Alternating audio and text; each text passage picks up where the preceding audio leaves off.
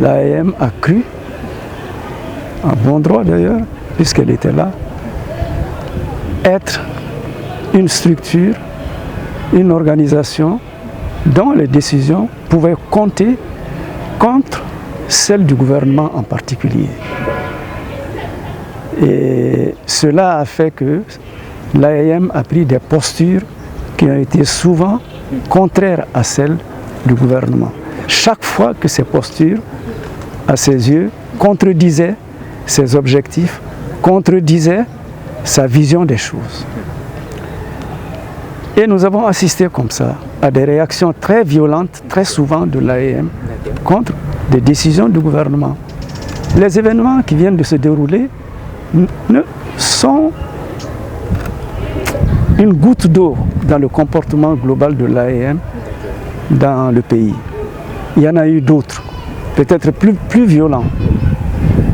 Mais cette fois-ci, le contexte est tel qu'on ne peut plus accepter. J'approuve donc, moi, je le dis sans embâche, j'approuve cette suspension de l'AEM. Je pense même que la suspension doit aboutir à la dissolution pure et simple de l'AEM. Parce que l'AEM, dans sa forme actuelle, contredit, à mon avis, au texte de gestion de l'éducation. L'AEM en tant qu'association, compte tenu de ses agissements, dont les derniers événements ne sont qu'une duplication. Cette AEM-là, à mon avis, contredit au règlement du système éducatif. Le système est régi par des lois. Dans ces lois, les élèves ont un rôle à jouer, défini dans les lois. L'AEM a un rôle crucial à jouer en tant qu'association pour contribuer au bon fonctionnement de l'école. D'accord. Mais l'AEM n'est pas un pouvoir qui peut s'opposer au pouvoir central de l'État au niveau de l'école. Les lois qui régissent l'école sont très claires. Une association d'élèves ne peut pas exister comme l'AEM a existé. Vous savez, l'AEM a un comportement d'un pouvoir dans le pouvoir. C'est ça son comportement actuel. Moi, j'ai ici quelques ordres de mission, entre guillemets, que l'AEM a souvent envoyés aux établissements. Ordres de mission dans lesquels elle dit, compte tenu de notre naissance, compte tenu de la loi de 59, qui est la loi des associations, et loi qu'elle revendique comme actant sa création, ce qui n'est pas vrai. C'est une loi des associations en général. Mais l'AEM est née, comme je vous l'ai dit, en tant qu'association en 1990, dans le contexte que je vous ai décrit. Donc moi je pense que l'AEM, ses agissements ont contredit aux lois et règlements qui gèrent le fonctionnement des écoles, que ce soit les écoles fondamentales, les écoles secondaires, les écoles supérieures. L'AEM est sortie du rôle d'une association normale dans ce contexte-là. C'est pour ça que j'apprécie, j'approuve sa suspension au niveau supérieur, au niveau secondaire. Normalement, l'AEM ne doit pas être au niveau fondamental. L'AEM apparaît comme une organisation, une association qui a contribué au changement du régime politique. C'est ça, n'est-ce pas? Il y a eu d'autres associations. Je vous ai parlé du CENID, je vous ai parlé de l'ADEMA. Il y a les organisations syndicales, en particulier. Il y a les organisations artistiques et culturelles. Il y a beaucoup de choses dans Chronique. L'AEM n'était pas la seule. Mais l'AEM a contribué objectivement parce que, par ses mouvements, elle a fait pression sur le pouvoir central. Et les autres ont utilisé cette puissance de l'AEM en tant que groupe, en tant que monde organisé, pour finalement aboutir à ce qu'on recherchait, c'est-à-dire le changement du régime. D'accord. En janvier, excusez-moi, en janvier-mars, les mouvements AEM ont sorti une foule tellement nombreuse d'élèves étudiants que les exactions qui ont suivi, les tueries qui ont suivi, ont déterminé les militaires à faire changer le régime politique.